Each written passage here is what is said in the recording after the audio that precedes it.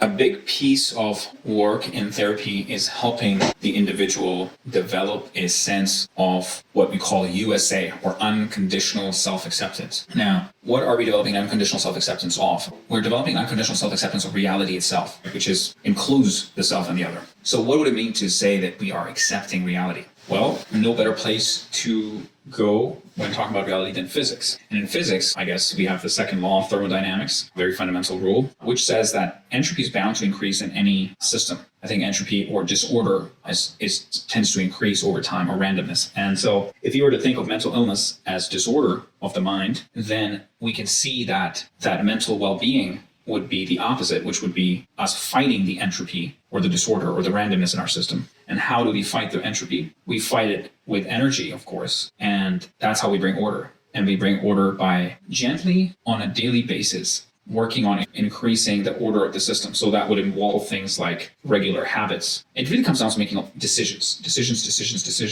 deciding to think differently about a situation, deciding to act, deciding to do things even when we don't want to, especially the things that we know are good for us: exercise, cardio, yoga, meditation, journaling. These are not luxuries, really. These are fundamentals that we need to have in place in order to counter the entropy that is bound to happen in a system. And in our system, as a human system, in a human mind, the entropy over time means mental illness. If you stop making your bed, if you just did only the things that were the easiest in your life. So by that, I mean, like, you just ate whatever you want. You can test that. You can just spend a day and not do anything. Like, you don't make any decisions. And you do that for a few days. You might like it for a little bit, but sooner or later, the entropy in the system will increase, and you're going to start to feel lower and lower. If you never went for a walk, if you never went out in the sunlight, if you never went to bed on time, if you never take care of your environment, if you never cleaned your environment, if you never took care of your health by eating healthy, by cooking for yourself, by taking care of yourself, by doing other self-care, showering, all those kinds of things. These seems like basics, but these basics are the fundamentals that we cannot forget. These are things that we gotta consider as highest priorities if you want to show up as mentally healthy and mentally ordered for other people and for ourselves as well. So yes, self-acceptance of reality means acceptance of the second law of thermodynamics, which means acceptance that entropy is bound to increase unless we make decisions to counter it. Now, when I say make decisions, it's not about like